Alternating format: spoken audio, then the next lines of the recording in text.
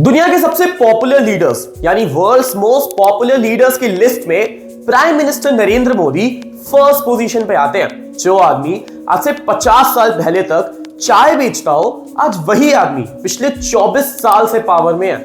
एक ऐसा Indian politician जो आज तक एक भी इलेक्शन नहीं हारा हो। 2019 में मोदी के अंडर बीजेपी को जितनी सीट्स मिली थी लोकसभा इलेक्शन में, उतनी सीट्स किसी भी पॉलिटिकल पार्टी को आज से पिछले 40 साल में नहीं मिली।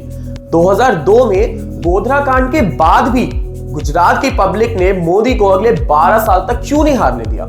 और तो और नितिन गडकरी, सुषमा स्वराज, शिवराज सिंह चौहान ऐसे बीजेपी के सारे लीडर्स को हरा के कैसे मोदी पीएम कैंडिडेट फेस बन गए। एक पुअर फैमिली से बिलोंग करने के बाद भी उन्होंने अपनी पॉलिटिक्स में जगह कैसे बनाई।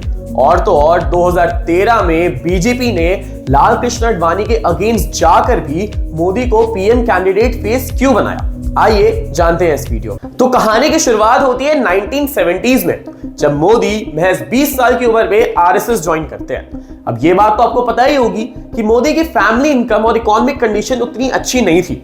वो अपने पापा के टी स्टॉल पे अक्सर चाय बेचा करते थे और वहीं पे उन्होंने हिंदी भाषा का अच्छे से यूज करना सीखा। तो आज जितने हम स्लोगन, स्पीचेस सुनते हैं वो वहीं से पॉलिश हुए। फिर अगले 15 साल तक वो आरएसएस में ही रहते हैं और एक दिन उनके फोन की घंटी बजती है और उन्हें फोन आता है कि मोटा भाई आपके अच्छे दिन आ गए हैं। और फिर मोदी ज्वाइन करते हैं 1987 में Bharatiya Janata party, that is BJP. और मेरे प्यारे भाइयों और बहनों, यहां से कहानी होने वाली है इंटरेस्टिंग, क्योंकि 1990s में मोदी को मिलता है उसका पहला ब्रेक थ्रू। वो लाल कृष्ण आडवाणी के साथ रथ यात्रा में एक बहुत प्रोमिनेंट रोल निभाते हैं। इसको देख के बीजेपी वाले उनसे बहुत इंप्रेस हो जाते हैं। फिर 1995 में मोदी को नेशनल सेक्रेटरी बना दिया जाता है। अब जैसे ही वो नेशनल सेक्रेटरी बनते हैं, वो बाकी आसपास के पॉलिटिशियंस के साथ मिलकर स्टेट लेजिस्लेटिव में उनकी गवर्नमेंट बनाने में मदद करते हैं। फिर ये काम देख के भी बीजेपी इंप्रेस हो जाती है। 1977 में उन्हें जनरल सेक्रेटरी बना दिया जाता है। 1998 में बीजेपी पहली बार मेजॉरिटी से अपनी गवर्नमेंट बनाती है और अटल बिहारी वाजपेयी इंडिया के तीसरी बार प्राइम मिनिस्टर बनते हैं। और अब जो हम जानना चाहते हैं कि मोदी को पावर कैसे मिली, तो 2001 में अगर आपको याद होगा तो भुज में यानी गुजरात में एक बहुत भयंकर अर्थक्वेक आया था, जिसमें करीब 10,000 लोग मर चुके थे। पूरे गुजरात का इंफ्रास्ट्रक्चर बर्बाद हो चुका था। तो जो उस समय के वहां के चीफ मिनिस्टर थे केशुभाई पटेल, उन्हें कहा जाता है कि आप रिजाइन कर दो, क्योंकि उन पे प्रेशर बनता है मिसमैनेजमेंट की वजह से। तो जैसे ही केशुभाई पटेल रिजाइन करते हैं, नरेंद्र मोदी गुजरात के चीफ मिनिस्टर बनते हैं। और जैसे ही नरेंद्र मोदी सीएम बनते हैं, अगले 5 महीने में कुछ ऐसा होता है जो किसी भी पॉलिटिशियन का करियर शुरू होने से पहले ही खत्म कर देगा। ठीक 5 महीने बाद होता है गोधरा कांड। गोधरा कांड बेसिकली अयोध्या से कुछ कार सेवक एक ट्रेन में वापस आ रहे थे और उस ट्रेन के एक डब्बे में आग लगा दी जाती है, जिसमें 70 लोग मारे जाते हैं। और अगले दिन पूरे गुजरात में हिंदू मुस्लिम के दंगे स्टार्ट हो जाते हैं, जिसमें करीब 2000 लोग मारे जाते हैं। जैसे ही ये होता है, इंडिया के जितने भी पॉलिटिकल पार्टीज होते हैं सारे मिलकर बीजेपी को क्रिटिसाइज करने लगते हैं। कुछ रिपोर्ट्स के मुताबिक मोदी ने एक साइलेंट अप्रोच रखी थी इस पूरे प्रोटेस्ट के वक्त। उस समय के होम मिनिस्टर अमित शाह का नाम भी आता है इस प्रोटेस्ट में। तो जितने लीडर्स थे, जितने पॉलिटिशियंस थे, सब मिलकर मोदी और उनकी गवर्नमेंट को क्रिटिसाइज करते हैं। तब कि बीजेपी के इंटरनल पॉलिटिशियंस भी, जैसे नितिन गडकरी और अटल बिहारी वाजपेयी तक चाहते थे कि मोदी को उनकी सीएम की पोस्ट से हटा दिया जाए। पर फिर लाल कृष्ण आडवाणी बन के आते हैं मोदी के सेवियर और उन्हें ये होने से बचाते हैं। फिर 2002 में अटल बिहारी वाजपेयी और नरेंद्र मोदी मिलकर एक पब्लिक कॉन्फ्रेंस करते हैं, जिसमें एक पब्लिक अपॉलॉजी दी जाती है। अब जब इतना सब कुछ हो चुका था, तो 2002 में गुजरात के सीएम के इलेक्शंस भी होने वाले थे और सबको श्योर था कि इन सब के बाद तो मोदी का पॉलिटिकल करियर खत्म है, वो तो अब जीत ही नहीं सकते। पर आज से 10 साल पहले जिस नरेंद्र मोदी ने लाल कृष्ण आडवाणी के साथ मिलकर रथ यात्रा की थी, जिसकी वजह से राइज ऑफ बीजेपी हुआ, आज वही मोदी फिर से गुजरात में एक और यात्रा करते हैं, जिससे राइज ऑफ मोदी हुआ। मोदी करते हैं युवराज यात्रा, जिसमें अभी तक की गवर्नमेंट ने उतने जितना भी काम किया है वो सब कुछ अकाउंटेबिलिटी के साथ पब्लिक को दिखाते हैं, पब्लिक से बात करते हैं, पब्लिक से कनेक्ट करते हैं। और आप मानोगे नहीं, 2002 के इलेक्शन में पीएम नरेंद्र मोदी का साथ देने के लिए कोई भी नहीं आया था।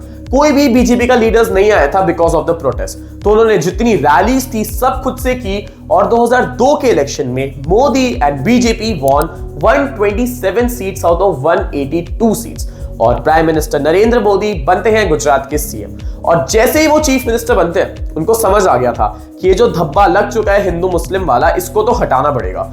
और इसको हटाने का एक ही तरीका है, वो है डेवलपमेंट। फिर तो जो गुजरात का डेवलपमेंट होता है 2002 से लेके 2012 तक, गुजरात उस 10 साल तक इंडिया का one of the top performing states रहता है in terms of economy, social life, education, health, women safety, सब। 2003 में चीफ मिनिस्टर बनने के बाद नरेंद्र मोदी सबसे पहले गुजरात में लाते हैं ग्लोबल समिट, जिसमें दुनिया भर के बिजनेसमैन को बुलाया जाता है गुजरात में इंफ्रास्ट्रक्चर प्रोजेक्ट पे इन्वेस्टमेंट करने के लिए।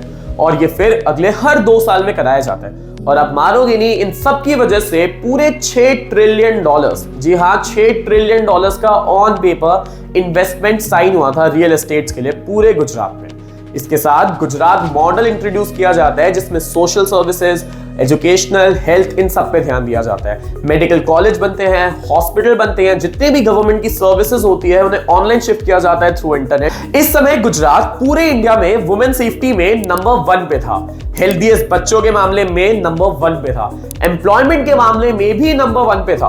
पूरे एशिया का सबसे बड़ा सोलर प्लांट गुजरात में, पूरे एशिया का लार्जेस्ट कैनाल नेटवर्क गुजरात में, इंडिया का पहला रिवर फ्रंट भी गुजरात में। और तो और जो भी गुजरात के एरियाज में पानी की कमी थी, जहां पानी नहीं पहुंच पाता था, वहां पे नर्मदा रिवर का यूज करके, डैम्स का यूज करके पानी पहुंचाया गया। इसकी वजह से एग्रीकल्चर भी बूस्ट हुआ, और एग्रीकल्चर इतना बूस्ट हुआ कि 5 साल तक गुजरात का एग्रीकल्चर रेट 9% पे था। पूरे इंडिया के जितने भी स्टेट्स हैं उनमें सबसे ज्यादा कॉटन का सबसे ज्यादा प्रोडक्शन गुजरात से होता था। इंफ्रास्ट्रक्चर, पोर्ट्स हो गए, रोड्स हो गए, बड़े बड़े बिजनेस के मैन्युफैक्चरिंग यूनिट्स हो गए, ये सब उस समय गुजरात में सेटअप हो रहे थे। ऑल इन ऑल गुजरात की इकोनॉमी उस समय 10% से ग्रो कर रही थी, जो कि इंडिया की टोटल इकोनॉमी से भी ज्यादा था। और तो और इन सब डेवलपमेंट के बीच सब गोधरा कांड तो भूल ही गए होंगे, पर पीएम नरेंद्र मोदी उस वक्त भी इसको नहीं भूलते हैं, क्योंकि उनकी नजर तो हमेशा से 2014 के election candidate, PM election candidate पर थी। तो 2011 में इलेक्शन से कुछ साल पहले प्राइम मिनिस्टर नरेंद्र मोदी गुजरात में एक सद्भावना फास्ट रखते हैं, जिसमें वो गुजरात के हर डिस्ट्रिक्ट में जाके पीस और हार्मनी को प्रमोट करते हैं। 2011 में ये होता है, फिर 2012 में टाइम्स मैगजीन पे छपता है PM Narendra Modi means business. अब आने वाला था 2014 का लोकसभा इलेक्शन। 2013 में बीजेपी सबके अगेंस्ट जाके मोदी को पीएम कैंडिडेट फेस अनाउंस कर देती है। अब जैसे ही ये होता है, 2013-14 में प्राइम मिनिस्टर नरेंद्र मोदी और अमित शाह मिलकर बहुत सारी रैलीज करते हैं, इंडिया के हर कोने में जाते हैं, स्लोगन्स देते हैं, भाषण देते हैं और अपने आप को एज अ आउटसाइडर प्रेजेंट करते हैं, लाइक अ कॉमन मैन जो उनके बीच से ही उठाओ, जिसका कोई पॉलिटिकल बैकग्राउंड ना हो। अब यहां पे आपको नरेंद्र मोदी को जितना ट्रोल करना है करो, करना भी चाहिए, क्योंकि हर मिनिस्टर कुछ अच्छा करता है तो कुछ बुरा करता है। पर यहाँ पे जो एक अच्छी क्वालिटी है वो ये है कि अगर आप उनके स्पीचेस सुनोगे तो आपको वो डिफरेंस समझ आ जाएगा कि क्यों हम बोलते हैं कि Modi is a smart guy.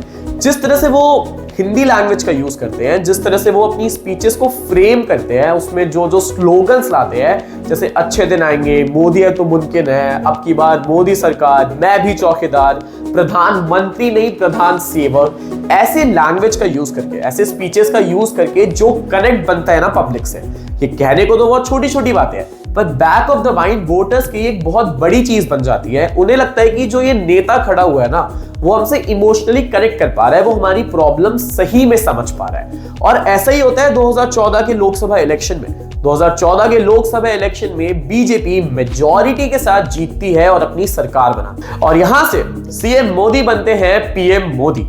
तो बताइए कैसा लगा आपको ये वीडियो, और कमेंट करके बताइए कि क्या लगता है आपको 2024 का लोकसभा इलेक्शन कौन जीतेगा।